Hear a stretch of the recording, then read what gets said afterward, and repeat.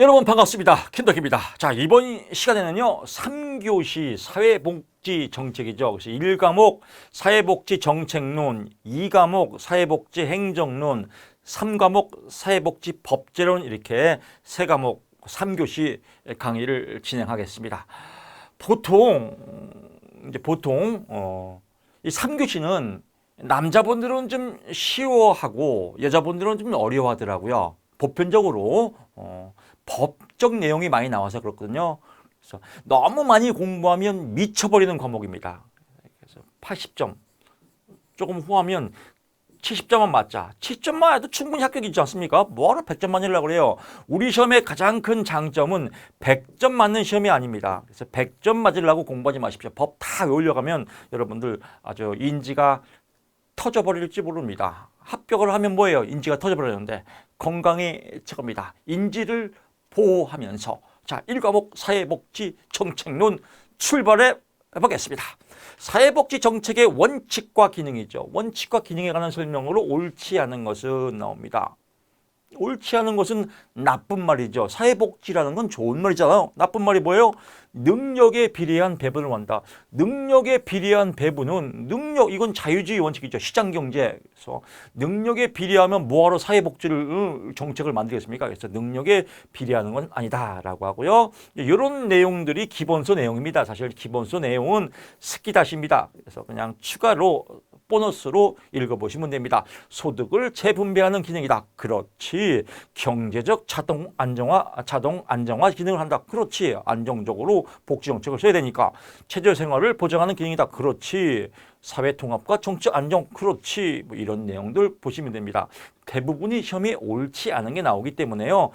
능력에 비례한 배분을 원칙으로 한다. 이건 아니다. 그래서 얘가 주인공입니다. 얘가 주인공, 얘가 조연이다. 너무 조연에 얽매지 말자라고 보시면 될 것 같고요.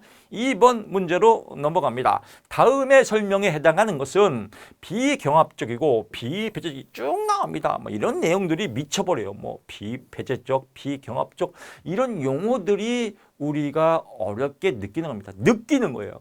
근데 시험은 공부도 중요하지만요. 요령이 더 중요합니다. 요령을 영어로 뭐라고 그래요? 테크닉이라고 하죠. 테크닉. 기술입니다. 기술을 배우는 거예요. 저도 출제 많이 해봤습니다.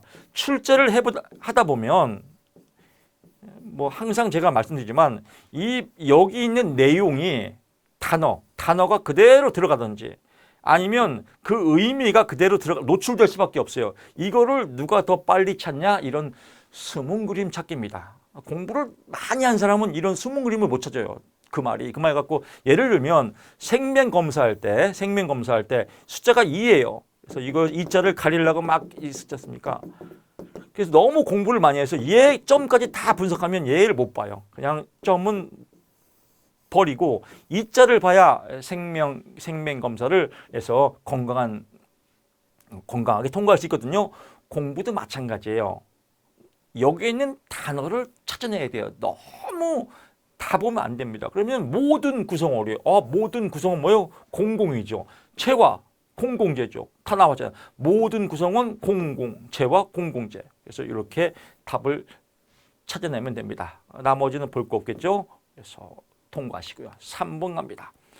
여기서 비대칭 정보 이런 것도 분석하면 안 돼요. 분석할 게 있고 안 할 게 있습니다. 분석이 필요한 부분들은 제가 추가로 설명을 해드립니다. 추가로 설명 안 하는 건 그냥 통과 저와 함께 호흡을 찌찌뽕해서 넘어가면 됩니다. 사회복지 정책 발달 이론에 관한 설명으로 옳지 않은 것은 옳지 않은 거 4번 체크하고요. 시민권론은 참정권, 공민권, 사회권으로 발전하였다. 웃기지 마라. 웃기는 짬뽕이다. 그래서 공민권은 뭐예요? 보통 공산주의의 기본권을 공민권이라고 하는데 보통 자유주의 국가에서는 기본권이에요. 기본. 그래서 기본권이 뭐 종교의 자유 이런 기본권, 기본적인 생활권, 기본권이 제일 앞서고요. 그 다음에 참정권이 나가고 그 다음에 사회권으로 발전하였다라고 공민권, 기본권이 제일 앞에 온다라고 보시고요. 이제 이 내용들은 또 추가적으로 볼 필요가 있습니다. 사회 양심론은 인도주의에 기초하였다. 당연하죠. 음모이론 이런 것들이 이제 헷갈리는데 간단해요. 음모이론은 사회복지 정책에서 예를 들면 이그젬플 군사 독재에서 쿠데타를 일으켜서 정권을 잡았단 말이에요. 정권을 잡았는데 이 국민들이 막 이제 반항을 할 거 아니에요. 저항을 하고 그럴 때 국민들의 저항을 잠재우기 위해서 이 사탕을 주는 거죠. 예? 그러니까 알았어. 조용하지 마. 내가 좋은 거 당근 줄게. 사회복지 정책 좋은 거 줄게. 니네 한 달에 10만 원씩 돈 줄게. 이런 것들을 이제 사회복지 정책에서 음모 이론이다라고 하는 겁니다. 그래서 사회복지 정책에서 사회 안정, 질서 유지, 저항을 하지 못하도록 하기 위해서 통제 수단을 만든 게 음모 이론이다. 그러면 그렇구나. 와, 너무 재밌네. 사회복지 정책. 이렇게 나가는 겁니다. 그동안 음모 이론이 뭔지 모르니까 그냥 조건 생으로 글자를 외우거든요. 뭔지 음모 이론 사회복지 정책을 사회 안정화 질서 무슨 뜻인데 몰라요. 그냥 이러면 미쳐버려요. 쿠데타를 일으켜서 저항을 반대하려고 음모 아주 이렇게 뒤로 사탕을 주는 거구나. 당근 정책을 주는 거구나. 왜? 사회 안정 질서 유지를 위해서 저항하지 말라고. 그렇구나. 겁나 재밌네. 이렇게 되는 겁니다. 확산 이론 말 그대로 확산, 탄론적으로 전파 나왔죠. 산업화 어쩌고저쩌고 나왔다라고 보시면 됩니다. 그래서 이런 것들 알면 또 추가적으로 도움이 되겠죠.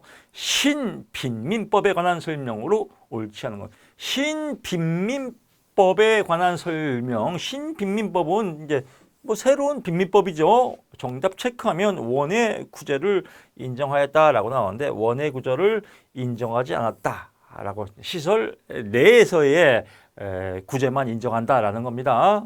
그래서 보통 빈민을 핵심 포인트는 가치 있는 빈민과 가치 없는 빈민. 가치 있는 빈민은 노동력, 일할 수 있는 빈민, 또 가치 없는 빈민, 일할 수 없는 빈민으로 분류하였다. 가치 있는 빈민, 일할 수 있는 빈민들은 원회를 나가서 이제 구제를 인정하지 않았다. 이런 뜻입니다. 그래서 나눴다. 구빈 행정 체계를 통일시키고자 하였다. 어쩌고저쩌고 나오는데 이런 것들은 그냥 통과하시고요. 원회 구조를 인정하였다. 인정하지 않았다. 즉 가치 있는 빈민들은 노동력 있는 빈민들은 원회로 나가서 알아서 살아라. 가치 없는 빈민, 노동력이 없는 사람만 구제하였다. 이렇게 보시면 여러분이 이해가 쉽게 될 겁니다. 5번 문제 갑니다. 에스핑 앤더슨 이런 거 외우지 마십시오. 학자 외우다가 진짜 미쳐버려요. 학자치가 써 있잖아요. 이거 외울 필요 없습니다. 그냥 눈으로 보면 됩니다. 에스팅 앤더슨의 이런 거 몰라도 돼요. 그냥. 근데 복지국가 유형에 관한 설명으로 옳은 것. 이것만 옳은 것을 체크하는 겁니다. 그래서 옳은 거 기역, 니은, 리다. 그래서 기역, 니은, 리을이다. 그럼 디귿을 먼저 해결을 해야겠죠. 보수주의 국가는 사회보험에 의존하지 않았다라고 하는데 보수주의냐 진보주의냐 이런 얘기도 있지 않습니까? 보수주의 복지국가라는 것은 일반적으로 나오면 그냥 옛날식이지. 옛날식이 뭐냐면 이런 거예요. 공무원 연금법. 공무원들 자기네끼리 좋은 걸로 나중에 연금 비싸게 받아먹고 하지 않습니까? 이렇게 자기네끼리 유리한 쪽으로 하는 걸 이게 보수주의 복지국가라고 그래요. 그래서 공무원 연금 자기네끼리 유리하게 해먹는다. 이렇지 않습니까? 그래서 사회보험에 의존하지 않는다. 의존하지 않는다가 아니라 의존한다. 그래서 공무원 연금 또 군인 연금 제도 이런 건 다 사회보험 제도에 의존해서 본인들이 유리하게 이렇게 받아먹는 거. 이걸 보수주의 복지국가라고 한다라고 보면 이해가 빠를 겁니다. 그래서 여러분 제가 표현할 때는 좀 쉽게 도움을 드리고자 좀 이렇게 극단적으로 표현합니다. 그러니까 이해하시고요. 사회보험에 의존하지 않는다, 의존한다. 보수주의 국가, 공무원 연금 이렇게 생각하시면 여러분들이 이해가 될 겁니다. 라고 하시고요. 참고적으로 복지국가 유형을 탈상품화라는 것은 뭐냐면요. 일을 안 하고도 먹고 살 수 있다. 이걸 탈상품화예요. 그냥 나라에서 주는 꽁돈 받아먹고 살자. 이걸 이제 탈상품화라고 한다. 계층화, 빈부격차 등의 기준으로 분류하였다. 자유주의 복지국가는 자산조사에 의한 공공부조 비용이 큰 국가다라고 하는 것은 그래서 그렇죠. 자산조사를 해서 어려운 사람들은 공공부조한다라고 보고요. 사회민주주의 복지국가는 보편적 원칙과 사회권을 탈상품화 효과가 크다. 그래서 사회민주주의 나라에서 지어진다. 이렇게 의미하면 될 것 같습니다. 탈상품화 많이 나오는 용어거든요. 그래서 여러분들 의미를 알아야 돼요. 용어가 어려워서 그래요. 탈상품화란 일을 안 하고도 국가에서 먹여 살려준다. 이걸 탈상품화다라고 이해하시면 될 것 같고요. 답 체크하고 나오면 똑같이 나옵니다. 6번 갑니다. 새로운 사회적 위험에 관한 설명이 아닌 것은 국가 간의 노동 인구 이동이 줄어들고 있다. 웃기지만 이건 사실 국어 문제예요. 공부할 필요도 없습니다. 국가 간의 이동이 늘어나고 있죠. 그래서 우리나라도 식경에서 외국인들 노동자 많이 들어오지 않습니까? 그래서 국가 간 노동 인구가 줄어들고 있다. 웃기지 마라. 늘어나고 있다. 그래서 단순하죠. 심심하면 읽어보세요. 여성들이 유급 노동시장으로 참여 증가를 해서 일과 가정의 양립 문제가 확산되고 그렇죠. 노인 인구 증가로 해서 복지 비용 증가와 노인 돌봄의 중요한 문제 그렇죠. 노동시장의 불안정으로 근로빈곤층이 그렇죠. 새로운 사회적 위험으로 수요 증가에 필요한 복지적인 부족 현상이 그렇죠. 상식이지 않습니까? 그래서 이런 서비스 문제죠. 7번 문제 갑니다. 사회복지 정책의 가치에 관한 설명으로 옳은 것은 먼저 옳은 거 체크하고요. 비례적 평등은 개인의 능력, 업적, 공헌에 따라서 사회적 차원을 분배하는 것이죠. 그렇죠. 비례 나오면 분배죠. 비례적으로 분배한다. 그래서 비례적 분배 찌찌뽕. 옳은 거다라고 하고요. 답 나왔으니까 이제 나머지는 서비스로 적극적 자유는 타인의 간섭들은 쭉 나오는데 안 봐도 됩니다. 8번 갑니다. 빈곤의 기준을 정하는 방법에 관한 설명으로 옳은 것은 기초생활보장제도의 수급자 선정 기준은 상대적 빈곤 그렇죠. 기초생활수급자는 상대적 빈곤. 그래서 최저 생계비에 따라서 절대적으로 정하는 게 아니라 중위권 소득을 기준으로 하는 상대적 빈곤 개념으로 반영하고 있다. 중위권을 기준으로 하는 상대적 빈곤 개념이다. 절대적 최저생활 기준이 아니라 포인트 잡으시고요. 나머지들은 사실 너무 깊이 들어갈 필요 없습니다. 식료품비를 계산하고 엥겔스의 고역을 곱해서 이런 것들은 전 물량 방식이 아니라 반물량 방식이다. 라데신 방식은 상대적 빈곤 측정에서 주관적 빈곤이다. 이렇게 나오는데 이런 건 몰라도 됩니다. 그냥 중위소득 또는 평균소득을 근거로 빈곤수를 측정하는 것은 절대적 빈곤, 절대가 아니라 상대적이다. 이런 거죠. 그래서 이렇게 보시면 될 것 같고요. 9번 문제 갑니다. 그래서 버릴 건 버리고 여기서 문제가 나올 수 있는 것만 엑기스 내 것으로 만들면 됩니다. 다 공부하면 미쳐버려요. 다 공부한 사람이 미치기 일보 직전이에요. 미치기 일보 직전이기 때문에 실질적으로 시험 문제 보면 그 말이 그 말 같고 그 말이 그 말 같고 미쳐버려요. 그냥 포인트만 잡으시면 됩니다. 기본적으로 정답 체크하고 서비스 문제 내 것으로 1+1 체득하고 그 다음에 넘어가야 됩니다. 넘어가는 사람이 장땡이에요. 길버트 몰라도 돼요. 스펙터 몰라도 돼요. 이거 외우는 사람이 개토레예요. 심지어 영어 스펠링까지 외워요. 개개토레예요. 사회복지 정책 분석에 관한 설명으로 옳지 않은 것은 과정 분석, 치가 다 써 있잖아요. 얘 누가 말했겠어요? 얘가 말하겠지. 얘는 당연히 써 있어야겠죠. 써 있어야 얘들이 나오니까 이걸 외울 필요가 없다는 겁니다. 그래서 길버터와 스펙터의 과정 분석 이렇게 외우니까 골치가 아픈 거예요. 그냥 사람 이름만 지우더라도 굉장히 마음이 편해요. 이름 지우고 그냥 여기 내용 갖고 이제 노는 거죠. 과정 분석은 뭐냐면요. 사회복지 정책의 형평 이게 나오잖아요. 과정 분석.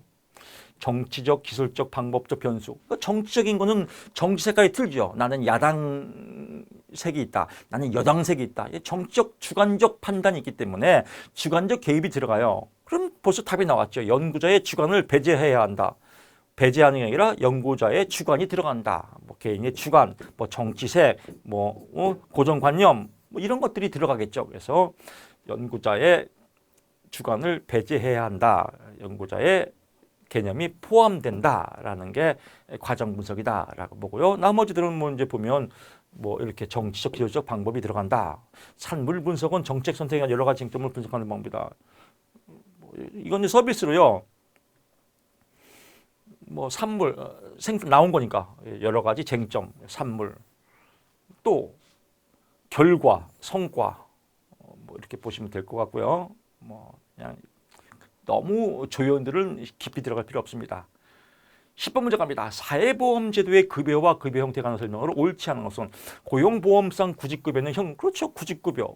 여러분들 실업급여 받아봤지 않습니까? 실업급여 쌀가마니 주나요? 돈으로 주죠. 그래서 현물급여가 아니라 현금급여다. 라고 하고요. 산업재해보상법 이거는 요양급여는 현물기배다. 그래서 이런 것들은 시험 문제 단독으로 나올 수 있습니다. 단독으로 나오는 거 제가 설명을 드립니다. 단독으로 안 나오는 건 넘어가고요. 그래서 노인 장기 요양보험상 재가급여는 현물급여다. 국민연금상 노령연금은 현금급여다. 국민건강보험상 장애인 보조기구에 대한 보험은 현금급여다. 그래서 보조기기 사라고 돈으로 준다. 현금. 노령연금 돈으로 준다라고 하고요. 그래서 산업재해 보상 요양급여는 현물급여다. 현물. 물건으로 주는 겁니다. 농기자인 요양보험상 재가급여도 현물, 쌀을 지원한다니 연탄을 지원한다. 그래서 이렇게 포인트 잡으시면 될 것 같습니다. 11번 갑니다. 선별주의 근거한 제도에 해당하는 것은 또 이런 것들이 또 어렵지 않습니까? 간단해요. 선별주의는요. 어떤 대상을 선정해서 주는 게 선별주의예요. 그리고 보편적으로 주는 거, 일반적으로 주는 건 보편주의예요. 그래서 어떤 대상의 선별 기준에 따라서 뭐 장애인 연금, 기초연금, 의료기부 이런 것들은 다 선정 기준이 있거든요. 그래서 선별 골라낸다 이겁니다. 근데 보편적인 거는 아동수당은 경제적 수준과 상관없이 경제적 수준을 고려해서 하는 건 선별주의. 경제적 수준과 상관없이 7세 미만의 아동에 있는 대상으로 다 주는 거. 이건 보편주의다. 그래서 이런 아동수당은 보편주의다. 그냥 7세 미만에 있는 아동이 있는 집은 다 준다. 그래서 경제적 수준과 상관없이 조금 더 여러분 쉽게 이해하면 경제적 수준에 따라서 선별하는 것은 선별주의, 경제적 수준과 상관없는 것은 보편주의. 그래서 아동수당은 보편주의다. 정답 체크하면요. 기억. 이것만 알면 여러분 아주 어떤 문제가 나와도 쉽겠죠. 또 다행인 것은 이 문제가 나오면 똑같이 나오는 겁니다. 우리들의 희망이 있죠. 12번 갑니다. 사회복지 전달체계에 관한 설명으로 옳은 것을 못 옳은 것은 옳은 건 니은 디귿 리다. 그래서 기억은 아니다. 공급자와 수요자 간의 가격기구, 가격기구는 경제 원칙입니다. 그래서 수요와 공급이 만나는 데서 가격이 결정된다. 이런 시장 가격, 자유경제 시장의 시장 원칙에 따라서 하나. 근데 사회복지 전달체계는 시장 경제하고는 안 맞는 거예요. 복지체계는. 그래서 가격기구를 매개로 하는 것은 아니다. 그래서 가격기구는 아니다라고 보여요. 가격기구를 매개로 상용하는 것은 사회복지 전달체계가 아니라 시장원리 전달체계다라고 보시면 될 것 같습니다. 기억은 아니고 나머지 니은 디귿 리리다라고 보시면 될 것 같고요. 공급자와 수요자를 이어주는 매개체 역할이다. 연결 전달이니까 매개체 역할이다. 제공하기 위해서 조직 및 인력이다. 뭐 다 이거는 맞는 말이죠. 그래서 기억은 아니다라고 포인트 잡으시면 됩니다. 이렇게 공급자와 이런 말들이 이해가 안 가요.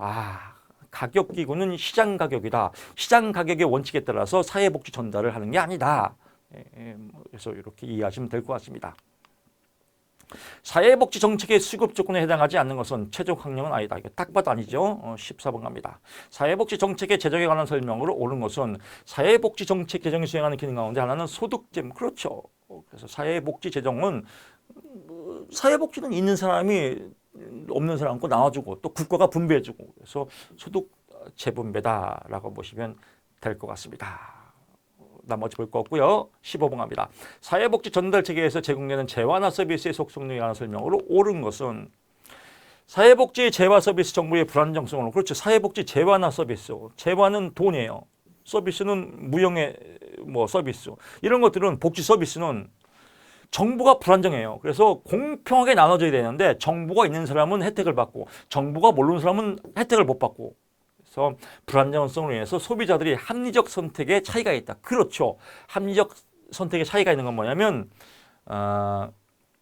공평하게 사회복지의 재화나 서비스가 분배가 안 된다는 거예요. 정보를 아는 사람은 취할 수 있고 정보를 모르는 사람은 취할 수 없고 이런 불합리성이 있다 이런 말입니다. 나머지 볼 거 없고요. 16번 갑니다. 자활 지원 사업에 관한 설명으로 옳지 않은 것은 자산 형성 지원에 형성된 자산은 수급자의 소득 환산액 산정 시 이를 포함한다. 이런 말이 어려워요. 자산 형성 지원으로 형성된 자산 이 말은 뭐냐면요. 만약에 나라에서 100만 원을 지원금을 자활 도와줬단 말이에요. 100만 원 지원금을 받았어요. 이게 자산 형성 지원금. 돈을 100만 원 받았다. 이게 이거예요. 자산 형성 지원으로 형성된 자산. 이거는 보조금을 받았다. 보조금을 받은 거는 이 사람이 100만 원 수입을 얻었다. 수익, 소득으로 환산해서 포함하지 않는다 이거예요. 이 사람이 노력해서 100만 원, 능력이 있어 100만 원 번 게 아니라 나라에서 보조금으로 지원받은 100만 원은 소득 환산액으로 포함하지 않는다. 그렇구나 라고 보시면 될 것 같습니다. 나머지 볼 거 없고요. 17번 갑니다. 아동학대의 예방 및 방지에 관한 설명으로 옳은 것을 모두 고르시오. 출제 오류로 모두 정답입니다. 그래서 기역, 니은, 디귿, 리을 모두 정답입니다. 아동학대를 예방하고 수시로 신고를 받을 수 있도록 아동보호전문기관의 긴급전화는 1391이다. 긴급전화 1391. 아동학대 예방과 방지에 관한 관심을 높게 해서 아동학대 예방의 날을 지정하였다. 당연하죠. 지역아동보호전문기관은 아동학대 신고 접수 현장조사 및 응급보호 등의 역할을 한다. 당연하죠. 아동보호전문기관장은 피해 아동의 가족에게 상담교육 어쩌고 제공한 당연하죠. 그래서 당연하죠. 나머지 1391은 별도로 나올 수 있으니까 체크포인트 하시고요. 18번 갑니다. 긴급복지지원제도에 관한 설명으로 옳지 않은 것은 국민기초생활보장법에 따른 지원, 국민기초생활보장법에 따라서 정부에서 지원을 받고 있단 말이에요. 경우에 긴급복지지원법에 우선 적용한다. 긴급복지지원은 국민기초생활보장법을 받기 때문에 얘를 받으면 이중복지예요. 그래서 뭐예요? 지원하지 않는다. 이중복지 예방. 그래서 얘도 받고 이중복지를 받을 수 없다. 그런 내용입니다. 나머지 넘어가고요. 19번 갑니다. 사회복지운동에 관한 설명으로 옳지 않은 것은 사회복지시설 종사자, 사회복지와 관계 있는 사람은 사회복지운동의 주체가 될 수 없다. 없다가 아니라 있다. 그냥 사회복지사, 사회복지시설의 원장, 사회복지시설의 무슨 자원봉사자 다 주체가 될 수 있습니다. 없다가 아니라 있다라고 보시고요. 나머지들은 이제 심심할 때 읽어보시는 거죠. 민간이 사회복지 정책 방향 내용에 대한 특정한 견해를 가지고 이를 관철하기 위해서 실천한다. 당연하지. 여러 사회복지 정책 중 하나이라고 하시다. 당연하지. 사회복지 운동을 통해서 특정 사회복지 정책이 선거 정치의 의제가 되도록 촉구하시다. 당연하지. 1990년대 국민 최저 당연하지. 이런 것들은 별도로 문제를 낼 필요 없고 혹시 몰라서 얘기하는데 이런 것들은 또 한번 심심할 때 읽어보세요. 시험 시간이 많이 남은 분들은 주소득자가 사망, 가출, 행방불명, 구금체를 신고되는 경우 사회로 소득을 상실한 경우 긴급 지원대상 될 수 있다. 어쩌고 저쩌고 쭉 나오지 않습니까? 그래서 심심할 때 읽어보시고 나는 진짜 시간이 쪽박하고 안 심심하다 그러면 답만 체크하면 됩니다. 어차피 출제 의원들은 이 문제 은행식 이 답을 위주로 출제되거든요. 응용 문제가 나오더라도 이 문항 내에서 나옵니다. 사회보험 제도에 관한 설명으로 옳지 않은 것은 사회보험 급여를 받으려면 자산조사. 자산조사라는 말이 많이 나와요. 자산조사는 재산을 조사하는 거예요. 재산이 총 얼마 있냐? 현금은 얼마 있고 부동산은 얼마 있고 그래서 수입이 없구나. 나라에서 도와줘야겠다. 그래서 이런 것들. 자산조사. 진짜 돈이 없네. 부동산도 없고 현금도 없고 이 사람 나라에 도와줘야지. 그래서 나라에서 150만 원씩 도와줘야겠다. 이렇게. 이건 뭐예요? 공공부조죠. 나라에서 도와준 거. 그래서 자산조사 나오면 공공부조다. 사회보험 급여가 아니라 공공부조. 사회보험은 여러 가지. 사회보험의 가장 대표적인 게 4대 보험이죠. 그래서 의료보험, 또 고용보험, 이런 고용보험 들어올 때 무슨 재산조사해서 하지 않잖아요. 그래서 자산조사 나오면 공공부조다라고 보시면 될 것 같고요. 21번 갑니다. 의외로 어렵잖아요. 어렵게 공부하면 한도 끝도 없어요. 근데 쉽게 공부하면 의외로 아주 재밌는 과목입니다. 연금제도의 적립 방법, 이런 것들이 이제 미쳐버리죠. 이런 것들 아무리 책 봐도 여러분 모릅니다. 간단하게 정리합니다. 적립 방식이 뭐고 부과 방식이 뭐냐 이게 해결이 안 되면 미쳐버려요. 그래서 가급적 책 보지 마세요. 강의를 들어야 돼요. 부과 방식, 적립 방식. 부과 방식은 그냥 예를 들면 국민연금 한 달에 10만 원 부과 고지서 나오지 않습니까? 10만 원. 이게 부과 방식이에요. 적립 방식은 가장 대표적인 게 퇴직급여, 퇴직급여 보험. 퇴직급여. 그래서 월급에 뛰지 않습니까? 퇴직금. 그래서 정해서 나중에 퇴직할 때 돈을 주지 않습니까? 이게 적립 방식. 퇴직금은 적립 방식. 국민연금은 부과 방식. 이런 겁니다. 그런데 국민연금은 불리하죠. 내가 오늘 뉴스 나왔어요. 오늘 뉴스도. 국민연금이 앞으로 큰 문제다. 지금 나중에 몇십 년 뒤에는 국민연금이 고갈될 수 있다. 그리고 청년들 부담이 너무 많아진다. 이런 내용이 나옵니다. 그래서 내가 낸 금액을 100% 받을 수가 없는 상황이 될 수도 있어요. 억울하죠. 이 국민연금, 이게 부과 방식이에요. 근데 적립 방식은 퇴직금은 내가 부과할수록 내가 낸 것만큼 다 돌려받죠. 퇴직금에서 뭐 10% 뛰지 않습니까? 월급에서. 다 퇴직연금에서 뛰지 않습니까? 다 받을 수 있죠. 그 퇴직금 누가 받아요? 또 자식한테 또 물려줄 수 있죠. 이런 얘기입니다. 그래서 적립 방식은 부과 방식에 비해서 세대 내 소득 재분배가 그렇죠. 세대 내 소득 아버지가 퇴직금 받아서 아들한테 줄 수 있다. 뭐 이렇게 예를 드는 겁니다. 당연하죠. 부과 방식은 국민연금은 적립 방식에 비해서 자본 축적의 효과가 크다. 자본 축적 효과가 크지 않죠. 퇴직금은 다 뛰니까 돈이 그만큼 많이 모을 수 있지만 부과 방식은 효과가 크지 않다. 부과 방식은 적립 방식에 비해서 기금 확보가 더 용이하다. 용이하지 않다. 그래서 기금 확보. 돈을 나중에 못 줄 수도 있어요. 국민연금이 나중에 너무 많이 나가면. 그래서 부과 방식 나오면 국민연금, 적립 방식 나오면 퇴직금 이렇게 생각하시면 이해가 빠를 겁니다. 그래서 기억이다. 이해하죠.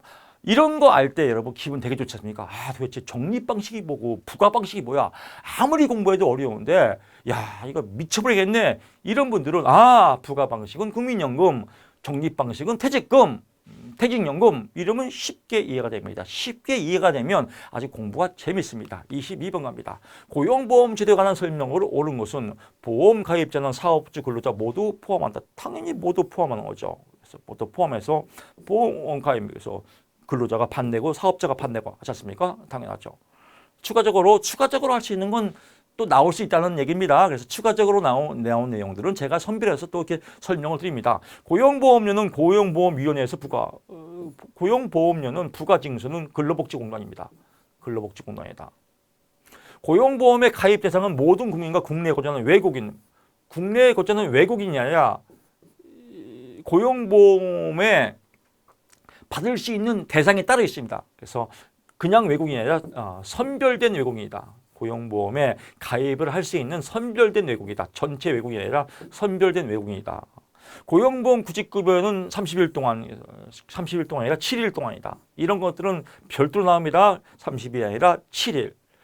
국내에 거주하는 모든 외국인이 아니라 가입 대상이 될 수 있는 선별된 외국인이다.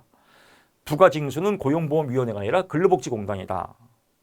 고용보험의 재원은 사용자가 단독으로 부담한다. 그래서 사용자가 단독으로 부담하는 게 아니라 사용자와 근로자가 반반씩 부담한다. 그래서 별도로 나올 수 있는 문제는 이렇게 추가 설명드립니다. 추가 설명 드릴 때는 함께 하고 넘어갈 때는 함께 넘어가고 아주 현명한 공부 방법입니다.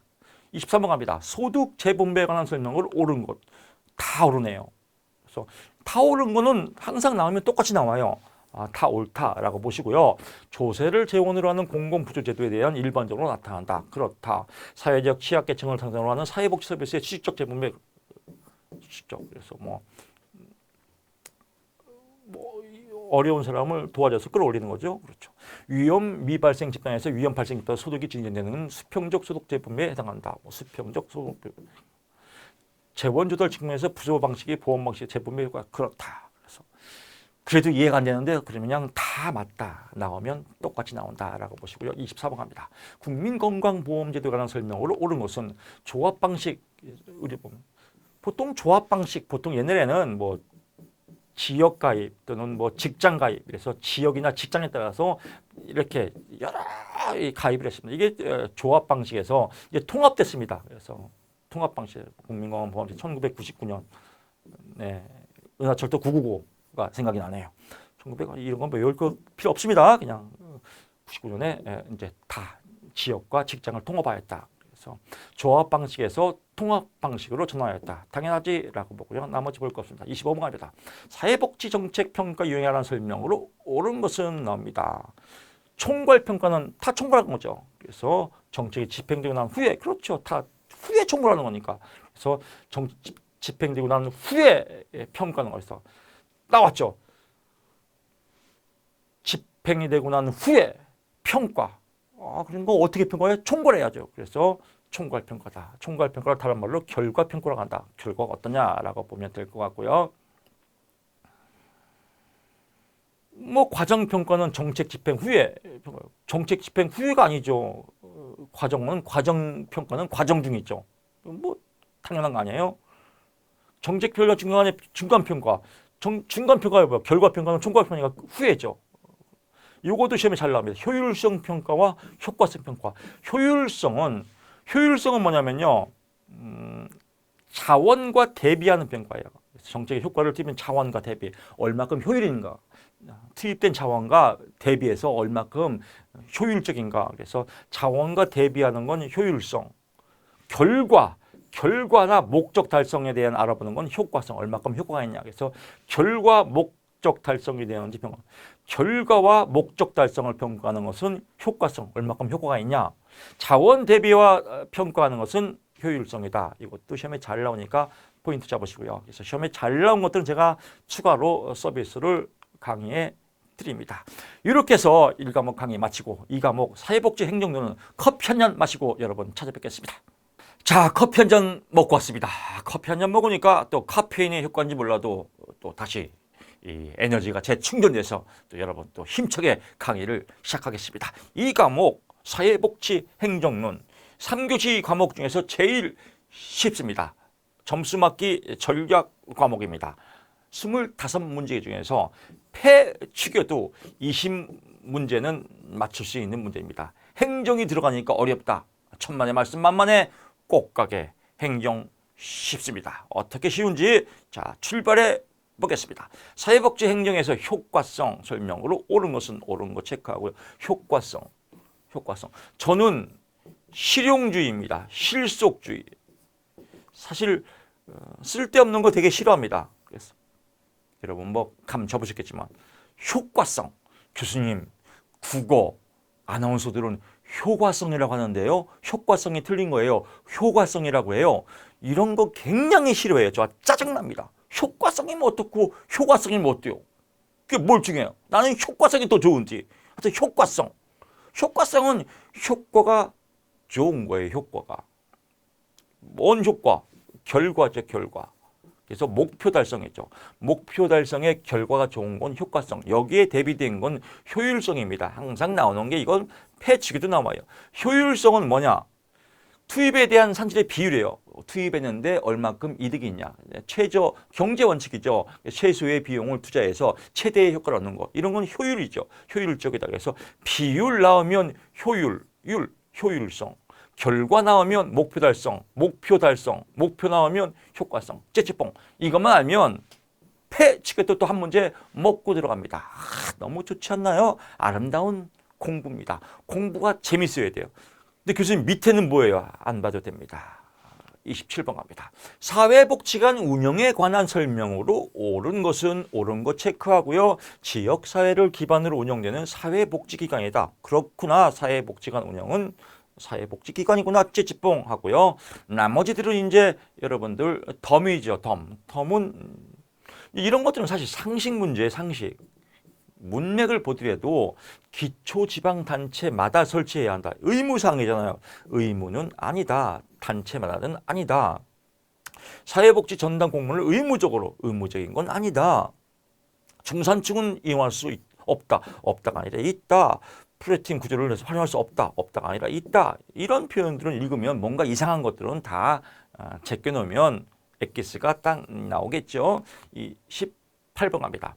한국의 사회복지 행정체계에 관한 설명으로 옳지 않은 거 체크하고요. 먼저 민간 사회복지기관은 국가나 지방단체의 보조금을 받지 않는다. 왜 안 받아요? 받아야 운영하죠. 받지 않는다. 천만의 말씀 만만의 꽃가게 받는다. 이제 엑기스 나왔으니까요. 그 다음에 덤, 공공행정체계와 민간행정체계로 구성되었다. 그렇구나. 중앙정부의 사회복지 담당 부처는 보건복지부구나. 이런 것도 문장으로 나올 수 있군요. 그렇구나. 사회복지 행정체계에는 영리사업자도 참여한다. 그렇죠. 영리사업과 비영리사업자 모두 참여할 수 있구나. 그렇구나. 이렇게 해서 엑기스와 덤을 함께 여러분들이 여러분 것으로 만드는 겁니다. 아름답지 않습니까? 공부 참 재밌습니다. 이 19번 한번 또 넘어가 볼까요? 과학적 관리론. 과학적 관리론은 말 그대로 과학적인 거예요. 체계적인 거죠. 그럼 보세요. 뭐 과학적, 체계적 나왔다. 그러면 이 단어가 나오면 거의 답이에요. 과학적 나오면 과학적 찌찌뽕 나왔고, 그러니까 경제적 보상을 통한 생산성의 극대화, 과학적이죠. 얼마나 효율적입니까? 그래서 기역, 리을이 정답이고요. 집권화를 통한 위계 구조 설정, 이건 벌써 말 그대로 나와도록 과학적인 게 아니라 이제 관료적이죠. 관료 집단, 위계 질서, 부장님, 과장님, 차장님, 관료 집단, 공무원 집단이 그랬죠. 관료 집단에 대한 관료 이론이다. 관료와 이론이다. 관료와 이론. 호선 공장에서 주로 실험한 거는 호선 공장에서 아주 간단해요. 인간에 대한 동기부여, 으쌰으쌰 잘하자. 환경도 좋게 하고 동기부여 잘하고 이런 것들 하면 일할 맛이 난다라고 한 게 호선의 공정이에요. 일할 맛이 나는 환경에서 일하면 생산성도 올라가더라. 이게 호선 공장에서 만든 실험입니다. 간단해요. 호선 공장에 대한 실험이 보통 박사기에서 보통 10페이지가 넘어가요. 근데 그냥 간단히 10페이지 다 그냥 쓸데없어요. 그냥 호선 공장에서 인간적으로 따뜻하게 환경이나 여러 동기부여가 잘해졌더니 생산성도 올라가더라. 이게 호선 이론이에요. 실험적으로. 호선 이론이니까 뭐예요? 이건 인간관계에 대한 관계죠. 그래서 인간관계가 좋으면 생산성이 늘어난다. 그래서 인간관계 이론. 이거 시험에 잘 나옵니다. 그래서 호선 공장 나오면 인간관계 이론, 위계질서 나오면 관료와 이론이라 하고요. 과학적 관리론은 과학과 보상이다라고 보시면 될 것 같습니다. 보상을 주는 게 말 그대로 과학적이죠. 30번 갑니다. 다음에서 설명하고 있는 조직 이론은 효과적인 조직 관리 방법은 조직이 처한 환경과 조건, 경직된 규칙과 구조, 어느 경우나 적용되는 최선의 권리적 이론 없다. 어느 경우나 적용되는 이런 어느 경우나 상황, 경직된 규칙과 구조, 상황, 처한 환경과 조건, 상황 이론이다. 찌찌뽕 똑같이 나옵니다. 31번 갑니다. 비영리 조직의 특성을 설명한 것으로 옳지 않은 것은 비영리 조직이에요. 영리가 아닌 게 비영리죠. 한국에는 비영리 조직에 대한 세제책이 없다. 없다가 왜 없어요? 당연히 있죠. 그래서 비영리 조직의 세제, 비영리 조직은 세제가 있다. 이건 참 해설하기도 참 거시기해요. 혜택이 없다. 뭘 없어? 있지. 없으면 어떻게 사회복지를 하라고? 있다라고 보시고요. 이제 서비스로. 덤이죠. 덤. 사적 이익보다 공동체 이익을 우선으로 한다. 필요에 따라 수의사업을 실시하기도 한다. 회원 조직도 비영리 조직에 포함된다. 기부금이나 후원금 조직이 중요한 채용이다. 기부금 후원금 나오니까 세제 혜택도 있다. 이런 거죠. 그래서 여기서 이제 조금 포인트 잡을 것은요. 필요에 따라 수익사업을 실시하기도 한다. 시험 문제 꼴려면요. 비영리 조직은 필요에 따라 수익사업을 할 수 없다 이렇게 나오겠죠. 웃기지 마라. 실시할 수도 있다라고 해서 또 1+1 이렇게 여러분 것으로 가져가면 될 것 같습니다. 32번 갑니다. 다음에 해당하는 사회복지 조직의 변화의 구조. 이거 다 외우려면 2시간 걸려요. 답 체크란 말이죠. 2시간 안 걸려서. 오케이. 지역복지 거버넌스다. 거버넌스가 뭐냐? 거버넌스는 작은 정부예요. 그래서 정부에서 할 일을 지방으로 내려보내서 함께하자. 그래서 정부가 독재로 하지 말고 정부의 권한을 지방으로 내려보내라. 그래서 작은 정부를 추구한다. 이걸 거버넌스 조직이라고 한다라고 하는 겁니다. 그럼 여기서 A 지역 나왔네요. 지역 나왔고요. 또 공공기관, 아동보호 전문기관 이렇게 민간으로 내려가죠. 그래서 정부와 민간이 함께한다. 지역 아동보호 네트워크를 발족했다. 그러니까 지역복지 거버넌스다라고 포인트 잡으시면 될 것 같고요. 거버넌스만 알면 이 문제는 인문학 문제죠. 33번 갑니다. 공부를 잘못하는 사람은 이게 뭔 뜻인지 모르고 이거 공부하고 이거 외우고 이런 건 할 필요가 없습니다. 제가 여러분께 필요한 부분들은 또 추가로 설명드리지 않습니까? 그것만 여러분 것으로 만들면 됩니다. 33번 가죠. 사회복지 조직의 환경에 관한 설명으로 옳지 않은 것은 다른 기관과 경쟁은 고려하지 않는다. 사회복지 조직의 환경 왜 경쟁 안 해요? 다른 기관과 경쟁해서 누가 더 뭐 A등급이냐 B등급이냐 그래서 뭐 포상도 받고 그래서 환경 고려하지 않는다 고려한다라고 보시면 될 것 같고요.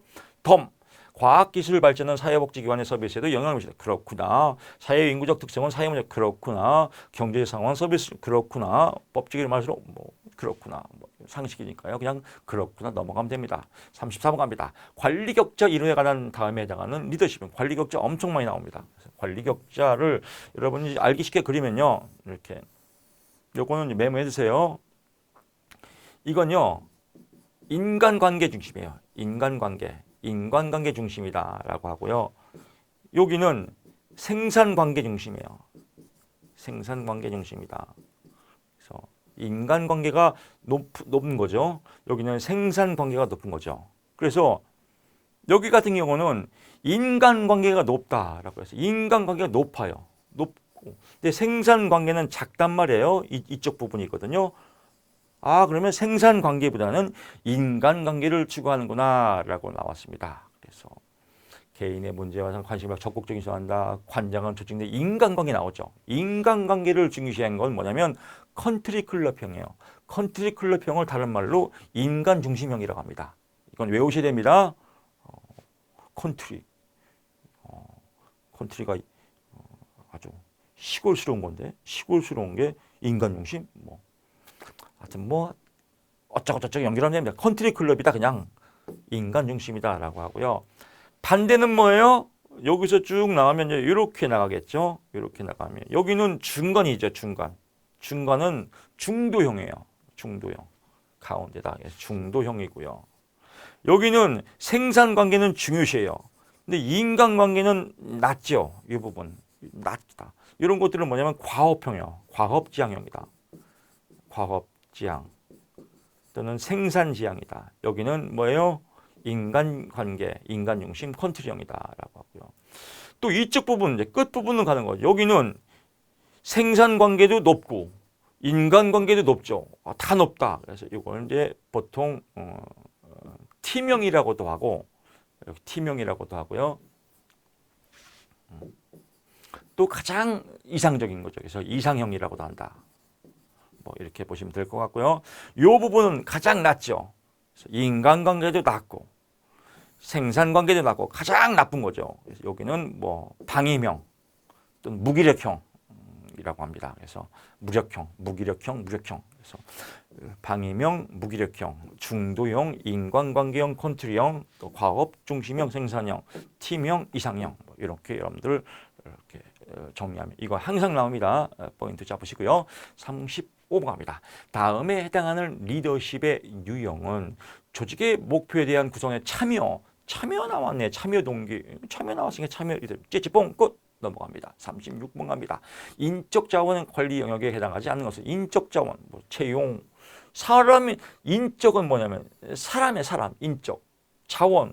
그래서 HRD라고 그래요. 보통 우리가 많이 들어봤죠. HRD. 그래서 Human Resource Development. 그래서 발음이 Development 그렇죠. 인간에 대한 자원에 대한 개발, 인적 자원에서 채용, 배치, 평가, 승진, 단, 재무는 돈이죠. 사람관계가 아니라 돈. 그래서 재무는 재정관리, 재무는 아니다라고 보고요. 37번 갑니다. 직무를 통한 OJT 연수, 직무를 통한 OJT 교육 보통 들어봤죠.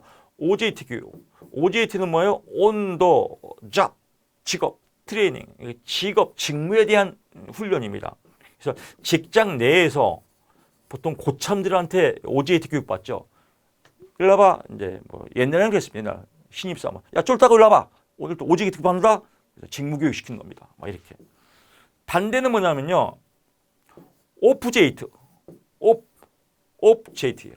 그래서 오프제이트는 뭐냐면 오프 더 잡. 직장 내가 아니라 직장 외. 이건 보통 이제 연수 교육이에요. 어디에요? 연수 교육. 해외 연수 교육 받는다. 이게 이제 오프제이트죠. 답 나왔죠? 그래서 니은 일반적으로 조직의 상사 선배, 직장 내에서 일상적인 업무를 통해 이루어지는 경우가 많다. 당연하겠죠. 일상적인 업무에서 직무 교육이다라고 하고요. 직원이 지출한 자기개발 비용은 조직에서 지원한다. 뭐 해외 연수는 연수 갈 때 뭐 자기 돈 들어가죠. 그래서 자기 부담이다. 조직 외부 전문기관에서 제공한다. 그렇죠. 뭐 연수기관에서 주체로 제공한다라고 보시면 될 것 같습니다. OJT와 OFJT만 구분하시면 될 것 같고요. 38번 갑니다. 직무기술서에 포함되어야 할 내용으로 옳지 않은 건 직무기술서, 직무에 대한 내용입니다. 그래서 급여 수준은 아니다. 직무에 대한 내용, 직무에 대한 명칭, 직무 내용, 직무에 대한 수행 방법, 핵심 과업이 뭐냐, 직무 과업이 뭐냐, 급여 수준은 아니다라고 보시고요. 39번 갑니다. 예산에 관한 설명으로 옳지 않은 것은 기획 예산은 기획한 겁니다. 그래서 미래의 비용, 뭘 기획해요? 미래를 계획해야죠. 과거를 기획하나요? 과거는 묻지 마세요. 기획 미래 지치봉. 그래서 고려하지 않는다, 웃기지 마라, 고려한다. 라고 하면 됩니다. 아주 쉬운 문제입니다. 이런 문제 나오면 영어 들어가 있지 무슨 영기준 예산 이런 거 들어가면 또 머리가 복잡하거든요.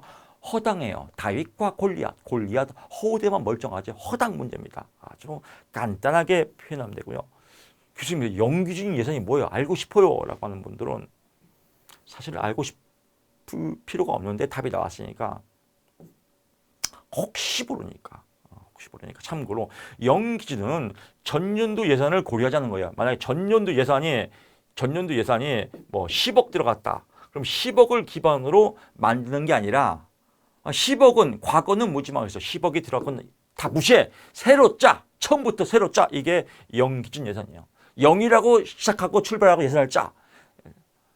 작년 예산은 신경 쓰지 마. 라고 하는 게 영기준 예산이다. 그럼 답 나오죠. 영기준 예산은 예산의 효율성을 중요시한다. 당연하겠죠. 영기준 예산은 전년도 예산을 그렇죠. 실속 있게 하라 이거요. 성과주의 예산은 업무의 중점을 관리지향적 예산이다. 그렇구나. 품목별 예산은 전년도 예산을 근거로 한다. 품목별로 하려면 전년도 예산을 근거로 해야 되니까 그렇구나 라고 포인트 잡으시면 오히려 이런 문제가 제일 쉽습니다. 40번 갑니다. 사회복지 조직의 재원에 관한 설명으로 옳은 것만 체크하고요. 2번이네요. 후원금은 증가하거나 감소하는 유동적인 지원이다. 당연하죠. 뭐 후원금이 뭐 평생 동안 똑같겠습니까? 많을 때도 있고 적을 때도 있고 유동적인 당연하다. 그렇구나 이거. 초등학교 2학년 일반 애들도 풀 수 있습니다. 상식이죠. 그 다음에 이제 서비스. 국가나 지방단체의 보조금은 포함되지 않는다. 포함한다. 서비스 이용료를 재정으로 충당할 수 없다. 있다. 별도의 재원 확보를 위해서 모금 전략은 불필요하다. 필요하다. 사회복지법인의 비영리법인의 전입금은 공적 재원이다. 비영리법인은 무슨 공적이에요. 공적 재원이 아니라 민간 재원이다. 뭐 이런 것들 포인트 잡으시면 될 것 같습니다. 41번 갑니다. 사회복지기관의 서비스에 관한 설명으로 옳지 않은 것은 서비스의 질은 사회복지평가의 기준이 될 수 없다. 서비스 질, 질적 수준. 서비스 질도 상품화죠. 서비스도 재화와 서비스가 자원에 들어가는 거니까 기준이 될 수 없다. 없다가 아니라 있다. 라고 끝나겠죠. 그 다음에 이제 옳은 거, 뭐 서브킬에는 신뢰성과 확실성이 포함된다. 그렇구나. 위험관리는 이용자는 그렇구나. 뭐 그렇구나라고 해서 넘어가시면 될 것 같고요. 그렇게 뭐 문제가 될 거 없습니다. 42번 갑니다. 우리나라 사회복지 전달 체계의 변화 과정을 순서대로 나오면 똑같이 나옵니다. 그래서 첫 끝발이 뭐예요? 보건복지부에서 시범사업했구나. 첫 끝발. 마지막 끝발 지역사회를 통합했구나. 지역까지 통합했다. 그래서 보건복지부 사무소 공공에서 시범사업을 시행해서 지역까지 통합했구나. 끝. 이렇게 보시면 될 것 같고요. 다 이거 외울 필요 없습니다.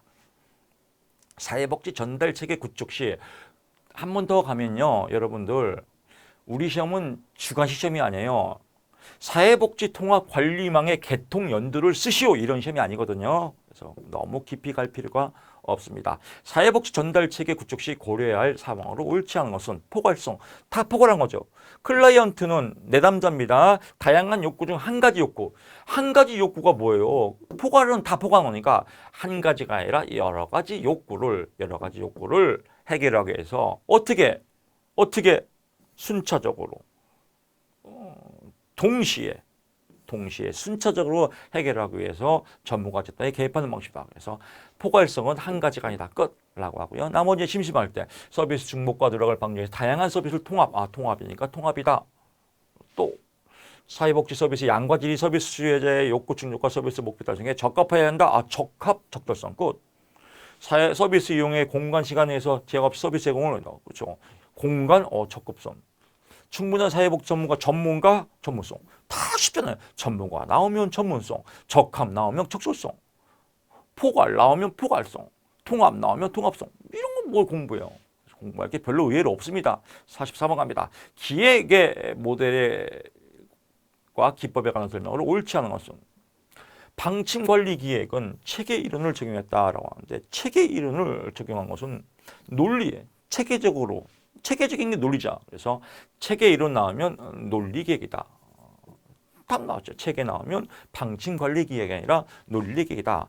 방침관리는요. 어떻게 처음부터 끝까지 어떤 흐름을 잡을까 이게 방침관리예요. 그래서 계획을 잡고 실행을 하고 확인을 하고 조정의 이런 과정들을 절차를 프로그램 기획 과정으로 보는 건 이런 방침을 설정한 거. 어떤 방침? 계획, 실행, 확인, 조정의 방침을 설정한 것은 방침관리기획이다라고 나오고요. 여기서 문제를 만들 수 있습니다. 문제를 만들 수 있는 건 제가 덤으로 또 서비스 친절하게 안내를 해야 됩니다.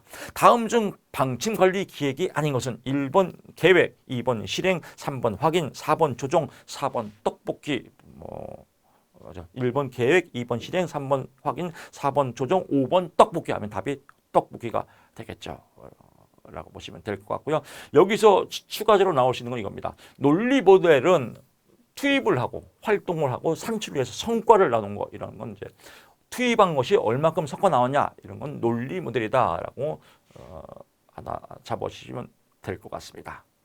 전략적 기획은 우선순위를 설정했다. 전략적 기획이다. 칸트 도표는 사업별로 진행 시간을 파악했다. 칸트 도표. 프로그램 평가 검토 일정한 기간에 추진해서 형사에 필요한 복잡한 과업의 순서가 보이도록 하고 임계 통계를 거친다라고 하는데 과업의 순서 나오면 프로그램 평가 이렇게 포인트만 잡으시면 될 것 같습니다. 45번 갑니다. 이거 엄청나게 잘 나옵니다. 사피 단골 손님입니다. 사피는 영어의 약자를 얘기합니다. 그래서 프로덕트, 제품, 프라이스, 가격, 프로모션, 판매 촉진, 홍보, 입지, 플레이스, 장소라고 하는데 사피, 제품, 가격, 홍보, 장소다. 성과는 아니다. 성과는 아니다. 포인트 잡고요. 46번 갑니다. 비영리 조직 마케팅에 관한 설명으로 옳은 것은 공익사업과 수익사업의 적절한 운영을 위해서 필요하다. 좋은 말이죠. 좋은 말이니까 당연히 정답이겠죠. 라고 하고요. 거꾸로 뒤집으면 나머지들은 틀린 거겠죠. 그래서 영리 추구의 목적으로만 마케팅한다. 웃기지 마라. 비영리인데 영리예요. 비영리 조직 간의 경쟁에 대한 대응은 필요 없다. 필요 있다. 사회복지 조직 제공하는 비물질 중의 서비스 마케팅 대상이 된다. 이런 거 보시면 될 것 같고요. 47번 갑니다. 사회복지 책임성 평가에 관한 설명으로 옳지 않은 것은 효과성 평가를 위해서 비용 나오면요. 투입된 얼마큼 돈이 들어가고 여기서 얼마큼 효과가 있나. 그래서 비용 편익 분석, 비용 돈 나오면 이건 효율성이다. 많이 강조했죠. 그래서 비율 편익 분석은 효율성 평가이다 라고 보시면 될 것 같습니다.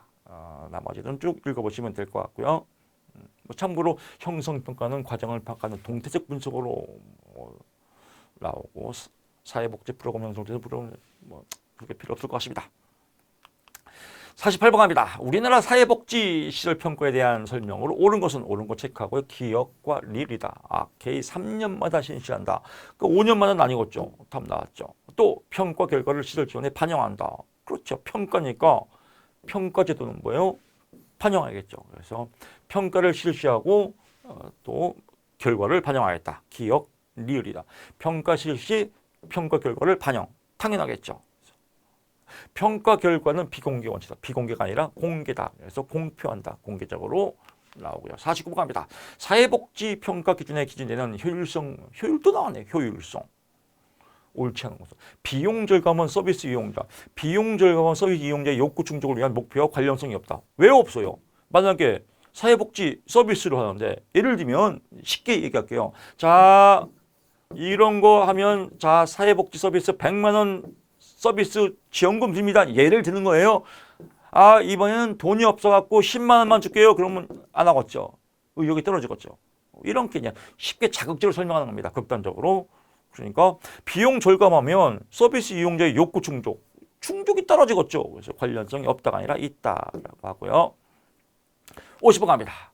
사회복지 행정 환경의 동향과 관한 설명으로 옳지 않은 것은 지역사회 통합 돌봄 추진. 지역사회 통합 돌봄 추진은요, 쉽게 말하면 이겁니다. 뭐 노약자나 어떤 또 병이 있는 분들이나 이렇게 또 거동이 불편한 분들이나 이런 분들이 집에서 돌봄을 받기도 하고 또는 센터에서 돌봄을 받기도 하고 이렇게 주로 이제 집에서 돌봄을 받을 수 있는 체계를 지역사회 돌봄 추진, 그래서 집에서 받으면서 지역사회와 연계해서 이런 돌봄을 받는 걸 지역사회 통합 돌봄 추진이에요. 생활시설 거주자의 퇴소 금지하고 무슨 뭐 깜빵도 아니고 왜 금지해요? 자율이다. 금지하고 있다가 아니다라고 하고요. 참고로 사회 서비스 확대로 사회적 일자리가 창출 그렇구나. 지방자치단체 주민참여로 그렇구나. 상식이죠. 지역사회 통합돌봄 도입으로 전문직 서비스를 연결 그렇구나. 막 이런 것들은 상식이기 때문에 문제를 만들 수가 없겠죠. 그래서 여러분 참고하시고요. 이렇게 해서 2교시 풀어봤거든요. 여러분들 이 강의를 제가 좀 세세하게 설명드렸습니다. 초반부기 때문에 진짜 행정론 쉽구나. 저렇게 공부하면 뭐 만점도 맞겠는데 이런 자신감이 뿜뿜 올라올 겁니다. 자, 3과목 사회복지 법제론. 법제론도 의외로 엄청 쉽습니다. 왜? 법제론 법은 응용 문제가 안 나오거든요. 정답만 딱딱 치고 들어가면 되겠습니다. 51번 갑니다. 법률과 그 재정 연도의 연결이 옳은 것은 옳은 거 체크하고요. 고용보험법, 사회복지공동모금회법은 1999년도구나 라고 확인 사살하시고요. 참고로 사회복지사업 또 국민기초생활보장법 뭐 이런 것들은 사회복지법은 1970년대 국민기초생활보장법은 1990년대 뭐 이 정도만 알아두시면 됩니다. 다 외울 거 없습니다. 그래서 요게 포인트. 우리가 사회복지 1급이니까 사회복지 사업법은 1970년대, 국민기초생활법 90년대 뭐 이 정도만 체크하면 될 것 같습니다. 다 외우면 인지 돌아버립니다. 사회복지법의 성문법은 문서로 된 거, 문서로 된 거. 문서로 안 된 건 뭐예요? 뭐 관습법, 예를 들면 반대가 관습법이겠죠. 관습적으로 이어지는 거. 과외가 불법이냐 합법이냐 이런 뭐 관습에 이어지는 거. 문서화된 건 뭐예요? 헌법이다, 명령이다. 그래서 헌법, 명령. 정답 3번이다. 53번 갑니다. 자치법규에 관한 설명으로 옳지 않은 것은 지방자치단체는 법령의 범위 내에서 움직여야지 법령과 무관하면 이건 불법이 될 수 있죠. 그래서 무관하면 안 된다. 당연하지 라고 보고요. 나머지 문항들은 보통 법은 처음에는 어렵지만요. 몇 번 해보면 나온 문항이 또 나오고 나온 문항이 또 나오고 한 3번 보면 지겹습니다. 똑같아서. 조례는 지방의회에서 제정하는 자치법 그렇구나. 규칙이나 지방 어쩌죠 그렇구나. 뭐 시군 및 자치조례나 규칙은 시군 당연하죠. 이런 것들은. 조례안의 지방의회에서 의결되면 의장은 의견을 5일 이내에 지방자치단체에 이를 이송해야 한다. 5일 이내. 이런 것들은 문장 만들 수 있죠. 그래서 이런 것들 하나 건지고요. 요게 주인공이고 요거는 덤이다. 서비스다. 라고 보면 될 것 같습니다. 54번 갑니다. 우리나라에서 법 체계에 관한 설명으로 옳지 않은 것은 시행령. 그래서 헌법에 순서 헌법 법률이 있고요. 명령, 시행령. 아주 큰 이 법령이죠. 이건 대통령입니다. 크기 때문에. 그래서 행정각부회장이 발부한다. 웃기지 마라. 대통령이 발부한다. 그래서 헌법, 법률, 명령, 시행령. 그래서 명령에는 시행령, 시행규칙이거든요. 그래서 명령은 대통령이 시행령, 명령은 대통령이 발부한다라고 보시면 바란다라고 보시면 될 것 같고요. 나머지는 이제 참고죠. 규범위에서 최상의 법규는 헌법이다. 뭐 당연히 헌법이겠죠. 뭐 규범. 저 같으면 이런 거 안 봅니다. 55번 갑니다. 사회보장기본법상 사회보장 수급권에 관한 설명으로 옳은 것을 모두 고르시오. 기억. 모든 국민은 사회보장관계법령에 정하는 바에 따라서 사회보장급여를 받을 권리인 사회보장수급. 당연하겠죠. 당연하지라고 보고요. 사회보장수급권은 정당한 권한이 있는 기관에서는 구두가 아니라 뭐예요? 서면으로 통지한다. 구두. 옛날에는 신발, 우리 어렸을 때는 삐딱구라 했는데 구두, 신발이 아니라 말로 하는 겁니다. 사회보장수급권은 수급자의 임의를 다른 사람에게 양도할 수 없다. 양도할 수 있다. 있다가 아니라 없다죠. 사회보장수급권자 포기는 취소할 수 없다. 없다가 있다. 사회보장수급권자가 나 안 받아요 이제 받을 필요 없습니다. 그러면 취소가 됩니다. 그래서 취소 없다가 있다. 이것도 시험에 잘 나옵니다. 56번 갑니다. 나오는 문항이 맨날 똑같이 나와 이렇게 뭐 구두가 아니라 서면이다. 양도할 수 없다. 사회보장수급권 포기는 취소할 수 있다. 이런 문항이 계속 반복적으로 나옵니다. 각 법률에 이런 문항이 반복적으로 나옵니다라고 하는 건 외우시고 나 같으면 안 봅니다 하면 넘어가면 되는 겁니다. 그래도 볼 사람은 보십시오. 각 법률의 권리 구제 절차의 내용으로 옳은 것은 국민연금법에 따르면 심사 청구와 재심사 청구는 그렇죠. 국민연금은 심사 청구도 하고 재심사도 한다라고 이게 주인공이고요. 그 다음에 내용들은 이제 법적 내용인데 국민건강보험법에 명시되어 있는 권리 구제 절차는 뭐 안 봐도 됩니다. 57번 갑니다. 사회보장기본법상 용어의 정리에 관한 내용으로 옳은 것을 모두 고르시오. 다 옳으네요. 다 옳으면 이 문항이 다 문제가 될 수 있다는 겁니다. 그래서 사회보험이란 국민에게 발생하는 사회적 위험을 보험의 방식으로 대처함으로써 국민의 건강과 소득을 보장하는 그렇구나. 공공부조는 국가와 지방자치단체의 책임하에서 생활 유지 능력이 없거나 국가와 지방자치단체입니다. 공공은 체제생활입니다. 보장하기 위해서 자립을 지원한 제도다. 이것을 공공부조로 한다. 이것도 시험에 잘 나옵니다. 개별적으로요. 평생 사회 안전망이랑 생애주기에 걸쳐 보편적으로 충족되어야 하는 기본 욕구와 특정한 사회 위험에 의해서 발생하는 특수 욕구로 동시에 고려해서 뭐 이런구나. 그렇구나. 라고 보면 될 것 같습니다. 58번 갑니다. 사회보장 만약에 이 문제가 나오면 똑같이 나오고 개별적으로 나오면 이런 문제는 또 개별로 나올 수가 있습니다. 사회보장급여의 이용 및 제공 및 수급권자 발굴에 관한 법률에 옳은 것은 수급자란 사회보장급여를 받고 있는 사람을 말한다. 당연하겠죠. 1914년 12월 사회보장급여 이용 및 제공. 좀 심화학습이면 뭐 17년이 아니라 14년이고 뭐 18년이 아니라 15년이고 지원 대상자가 누락되지 않도록 하기 위해서 보장기관의 업무 담당자는 지원 대상자의 동의를 받지 않고 항상 동의를 받아야 돼요. 그래서 지원 대상자의 동의를 받고 직권으로 사회보장급여 제공을 신청할 수 있다요. 이거 잘 나옵니다. 그래서 동의를 받지 않고 무조건 동의를 받아야 됩니다. 문항 잘 체크하고요. 보건복지부 장관은 사회보장급여 부정을 실태조사 부정수급 실태조사는 5년마다 아니라 5년 너무 길어요. 3년마다 라고 보시고요. 이 법에 따른 처분에 의의가 있는 수급권자 이의 신청은 받은 날로부터 30일 이내 30일 이내 너무 짧아요. 90일 이내다. 3개월 이내. 그래서 90일 이내다. 이의 신청은 90일 이내 실태조사는 3년 동의를 받아야 된다. 뭐 이런 것만 보시면 될 것 같습니다. 뭐 이런 건 사실은 뭐 크게 볼 필요는 없지만 뭐 이렇게 참고하시고요. 이런 문제들은 문제를 나올 수 있는 가망이 커요. 그래서 이거 한 문제, 두 문제, 세 문제, 네 문제를 풀어본 거예요. 기출 문제를 이렇게. 그래서 저와 같이 호흡하면서 따라와야 돼요. 이 문제에서 30일이 아니라 90일, 5년이 아니라 3년 동의를 받지 않고 받고 수급자라는 사회보장급여를 받는 사람이다. 그렇지. 네 문제 풀었네. 아이고 재밌어라. 이렇게 보면 됩니다. 떨어질래야 떨어질 수가 없습니다. 답이 팍팍 보이고 이런 강의 듣고 어떻게 떨어져요? 떨어질 수가 없죠. 59 갑니다. 사회복지사업법상 기본 이념에 해당하는 것은 사회복지 서비스를 이용하는 사람 당연히 사회복지사업이니까 사회복지가 들어가겠죠. 찌찌뽕 끝. 추가 학습입니다. 그래서 사회통합과 행복한 복지사회 실현은 사회복지사업법. 국민이 복지 증진에 이바지하는 건 사회보장기본법. 어려운 사람은 국민기초생활법. 참여평등은 사회통합은 장애인 복지법. 그래서 참고를 알아두시고요. 60번 갑니다. 사회복지사업법의 내용으로 옳은 것은 옳은 것 체크하면 2번이네요.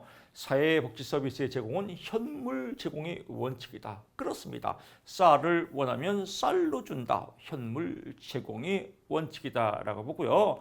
이 문제는 조금 추가 설명드리면요. 사회보장기본법상 사회서비스는 사회복지 서비스를 포함하는 넓은 개념이다. 즉 사회서비스가 사회복지 서비스보다 더 크다라고 체크 포인트 해두시고요. 1년 범위에서 정지시킬 수 있다. 1년 범위입니다. 시도지사의 허가를 받아야 한다. 보건복지부 장관은 시설에서 제공하는 서비스의 최저 수준을 마련해야 한다. 그래서 네 문제 골고루 나옵니다. 1타 4피. 여기서 또 네 문제 풀어봤습니다. 61번으로 넘어가 보시죠.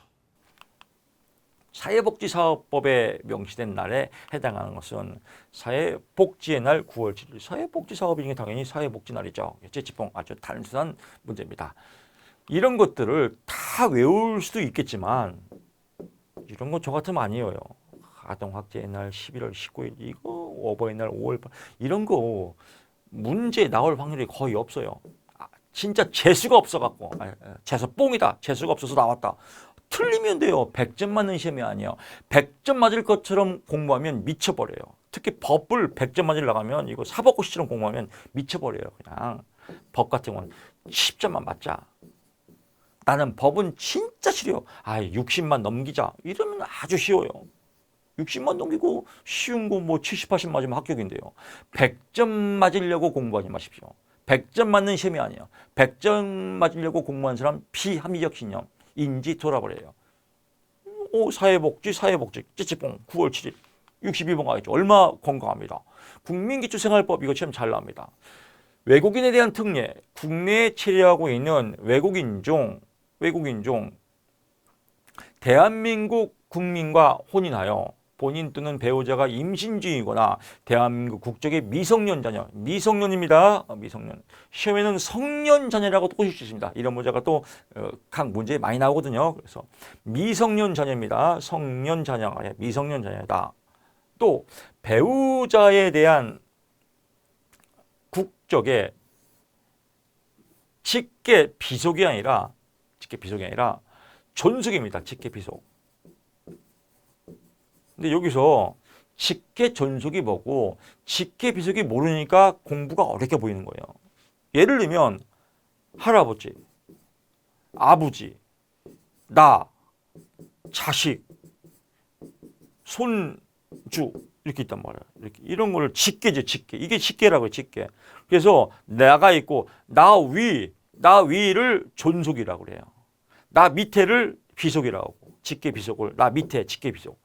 나 위에 직계 존속. 이런 용어만 알면 쉬워요. 이런 용어를 모르니까 공부가 어려운 거예요. 그러니까 배우자의 국적인 직계 비속이 아니라 존속 위에구나. 직계 존속과 생계나 주거를 같이 하고 있는 사람으로서 대통령령이 정하는 법이 수급권자가 된다. 그렇구나. 이 문항을 전체를 외우는 거죠. 그래서 직계 비속이 아니라 직계 존속이다. 그다음에 여기는 미성년 자녀다. 성년 자녀가 아니라 뭐 이런 것들만 포인트 잡으면 되겠습니다. 이런 문제 알면 하나 여러분 것으로 만들면 또 한 문제 또 여러분 또 한 문제 맞히는 거 너무 쉽지 않나요? 벌써 강의 지금 하나 되는데 이 정도 와도 합격의 균이 올라올 거예요. 한 문제 맞히는 거 너무 쉬워요. 이런 강의 하면 10번 들어봐요. 그냥 차똥뽕으로 60은 먹고 들어가죠. 국민기초생활보장법상 5년 이하. 5년 5천만 원. 너무 센데. 이건 돈과 관계죠. 돈 건드리면 놀라워. 그래서 금융정보. 끝. 그래서 금융정보라고 하고요. 참고로 종교상 행위를 강제한 경우 시험 잘 나와요. 300만 원 이하. 종교상은 300만 원 이하. 나머지는 1년 징역 1년 다 1년이죠. 그래서 1년 1천만 원이고 종교 300만 원 이하. 금융돈 제일 세다라고 보시면 될 것 같고요. 64번 갑니다. 산업재해보상법상 업무상 사고에 해당하지 않아서 업무상 사고. 비통상적인 경우. 비통상적이란 말이에요. 이 자체가 벌써 통상적이지 않죠. 그래서 비통상적이다. 업무상 사고에 해당하지 않는다. 업무상 사고에 해당하지 않는다. 비통상. 끝. 65번 갑니다. 근데 이건 왜 또 교수님 금방 넘어가요? 안 봐도 된다 이겁니다. 65번 갑니다. 기초연금법상 수급권자의 범위에 관한 내용이다. 이거 뭐 기초연금은 몇 살이에요? 65세죠. 당연하죠. 보건복지부 장관의 선정기준액을 정하는 경우 선정기준액을 정했다. 그러면 뭐예요? 70세 이상 사람 중에서 100분의 70. 그래서 65, 70이다. 단순하죠. 66번 갑니다. 국민연금법상 종료. 국민연금 뭐 이거 단순합니다. 나오면. 그래서 여기서 장애급여, 장애 다친 거죠. 장애급여는 산재왕해이죠. 산재. 그래서 산업재해보상법이 따로 있습니다. 그래서 장애급여 다친 거는 국민연금법상이 아니라 산재급여에 해당한다. 니은 빼면 답이 기억 디귿이다. 67번 갑니다. 고용보험법의 내용으로 옳은 것은 구직급여를 지급받으려 하는 사람은 이직후 지체 없이 당연히요. 지체 없이 실업을 신고해야 한다. 당연하다. 농업, 임업, 어업 중 법인이 아닌 자가 상시 4명의 근로자를 사용하는 경우에는 고용보험에 해당이 안 된다라고 보고요. 구직급여의 수급 요건으로 기준기간은 피보험자의 이직일 이전 36개월이 아니라 18개월이다. 18개월. 실업 신고일로부터 개선하기 시작해서 14일간 대기, 14일간이 아니라 7일간이다. 이주비는 구직급여의 종류다라고 하는데 구직급여는 보통 이제 큰 틀로 실업급여라고 그래요. 실업급여는 구직급여 더하기 구직급여와 취업촉진수당으로 나온다. 이 취업촉진수당도 시험에 어마무시하게 잘 나옵니다. 취업촉진수당 뭐예요? 광주조직이다. 무서운 광주조직. 광주조직 이렇게 보시면 됩니다. 그래서 광역구직활동비, 이주비, 조기 재취업수당, 직업능력개발수당 이런 광주조직, 무서운 조직, 광주조직이나 웃자고 하는 겁니다. 이 광주조직은 취업촉진수당에 해당된다. 그래서 이주비는 구직급여가 아니라 취업촉진수당에 해당한다라고 합니다. 한 문제 나왔죠. 두 문제 나오죠. 세 문제 나오죠. 네 문제 나오죠. 다섯 문제. 이 문항에서 다섯 문제 풀어봤습니다. 법도 겁나게 쉽죠? 쉽습니다. 아주 재밌습니다. 68번 갑니다. 국민건강보험법상 국민건강보험이 관장하는 업무에 해당하지 않는 것은 요양급여 비용. 요양급여 비용은 보통 요양급여 비용 심사는 보통 평가원에서 합니다. 그래서 요양급여 비용의 심사는 건강보험 심사평가원이다라고 보시면 될 것 같습니다. 그래서 69번 갑니다. 학대에 관한 설명으로 옳은 것을 모두 고르는 거죠. 장애인, 장애인 복지법, 장애인의 학대는 경제적 착취는 포함되잖아요. 이게 상식 아니에요. 경제적 착취도 이것도요. 학대 중에서 제일 심할 수도 있죠. 경제적 착취가 돈 뺏는 건데 포함되지 않는다. 포함된다. 당연하죠. 기억이 아니겠죠. 뭐 기억이 아니고 그 다음에 아동학대 범죄에 처벌 등에 관한 특례법, 아동학대 범죄는 아동보호 부정상 아동관리 당연하겠죠. 노인복지보호법상 노인학대를 하면 노인에 대한 지적 정신 뭐 당연하겠죠. 그래서 70번 갑니다. 노인복지법상 노인복지시설의 종류에 해당하지 않아서 노인복지시설, 독거노인종합지원센터. 그래서 노인복지시설의 독거노인 종합지원센터는 아니다. 단순하게 외우시면 됩니다. 사회복지법상 연령 기준에 옳지 않은 이런 문제들 볼 때 거꾸로 갑니다. 노인복지시설, 노인주거복지시설, 노인보호전문기관, 학대 피해, 노인전용성 이런 거 외우지 마세요. 주관식 시험이 아닙니다. 나오면 똑같아요. 독거노인은 아니다. 이렇게 보시면 될 것 같습니다. 71번 갑니다. 그러니까 외울 게 있고 안 외울 게 있습니다. 거룩하게 공부해야 됩니다. 거룩하게. 거룩이 뭐예요? 분별하다. 똥인지 된장인지 분별하다. 선인지 악인지 분별하다. 답인지 답이 아닌지 분별하라. 그래서 거룩하게 공부하십시오. 저는 거룩한 교수가 되고 싶습니다. 여러분들은 거룩한 학생이어야 합니다. 그래서 우리 거룩하게 답을 이렇게 맞춥시다. 오케이. 독거는 아니다. 끝. 거룩합니다. 71번 갑니다. 사회복지법상 연령 규정 옳지 않은 연령 규정 시험에 잘 나옵니다. 그래서 여기서 포인트는요. 한부모 가족지원법상 취약 중인 경우, 취약입니다. 취약 중인 경우에는 24세 미만이 아니라 22세 미만이다. 취약 중인 경우에는 22세 미만, 취약 중이 아닐 경우에는 24세 미만 이렇게 여러분 알고 계시면 될 것 같고요. 다문화 가족에서의 아동 정신은 24세 이하다. 아동복지법상 아동이란 18세 미만이다. 이거 시험이 잘 나옵니다. 18세 미만이 뭘 아동요? 라고 생각할 수 있는 사람이 있지만요. 법은 그냥 묻지도 말고 그냥 외우세요. 법이니까. 고용상 연령차별 금지 및 고령자 고용 촉진에 관한 법률에 의하면 고령자를 55세 이상인 사람을 고령자로 봅니다. 이 법에 의하면 저도 고령자입니다.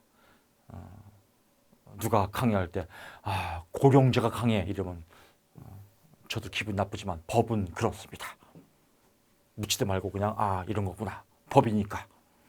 한부모 가족지원법상 청소년 한부모란 24세 이하다. 노인복지법상 노인이 정에 대한 연령 규정은 없다. 그렇구나라고 보시면 될 것 같습니다. 72번 갑니다. 사회복지법상 연령 규정이 옳지 않은 것은 이 법 또는 모금의 정관으로 규정하지 않은 사항은 민법 중 사단법인, 보통 사단법인은 없어요. 그래서 대부분 다 재단법인이다. 그래서 사단법인 삑사리 재단법인이다 라고 보고요. 나머지 통하면 됩니다. 13번 자원봉사활동의 기본 방향에 관한 자원봉사활동 기본법에 자원봉사활동의 무보수성, 자발성, 공익성, 비영리성, 비정파성, 비종파성 다 들어갑니다. 무차별성은 무차별성은 아니다. 무차별성 딱 봐도 무차별 아니겠죠. 무차별성은 아니다. 조폭도 아니고 무차별성은 아니다. 14번 합니다. 성폭력 방지 및 피해자 보호에 관한 법률의 내용으로 옳지 않은 것은 피해자의 의사에 반하여 피해자 상담을 할 수 있다. 미친 거 아니에요. 피해자 의사에 반해서 상담하면 안 된다. 75번 갑니다. 장애인 고용 부담금 부가처분과 관련하여 헌법재판소 결정의 내용으로 옳지 않은 것은 대통령이 정하는 일정 수 이상의 근로자를 고용하는 사업주는 기준고용률 이상에 해당하는 장애인을 고용해야 한다고 하는 구장애인 고용촉진법. 이거는 당연히 기준고용률 이상으로 고용하는 게 헌법에 일치하는 겁니다. 그래서 불합치가 아니라 합치다. 헌법에 일치한다 이겁니다. 그래서 불합치가 아니라 합치다. 끝. 요 내용만 읽어보시면 돼요. 나머지 볼 거 없습니다. 나머지 볼 거 없음이라고 하는 건 과감하게 넘어가면 됩니다. 나머지 볼 거 있는 건 제가 추가로 설명을 해드리지 않습니까? 아주 친절하게. 그래서 추가로 서비스 문제 해설을 해드리는 거는 여러분 것으로 양화를 구축하시고 시험에 안 나옵니다 라고 하는 건 악화를 제거하고 양화를 구축하고 악화를 제거하면 합격은 여러분 것이 됩니다. 자, 이렇게 해서 2021년도 기출문제 해설을 모두 마쳤는데요. 1년도 기출문제를 여러분 강의를 들어보면 저 정도면 합격은 충분하겠네 이런 자신감이 뿜뿜 올라올 겁니다. 잘 안 올라오는데요? 라고 하시는 분들은 2020년 거까지 들으면 올라갈 겁니다. 자신감 뿜뿜 하면서 여러분의 합격을 응원하겠습니다. 합격은 여러분 것입니다. 고맙습니다.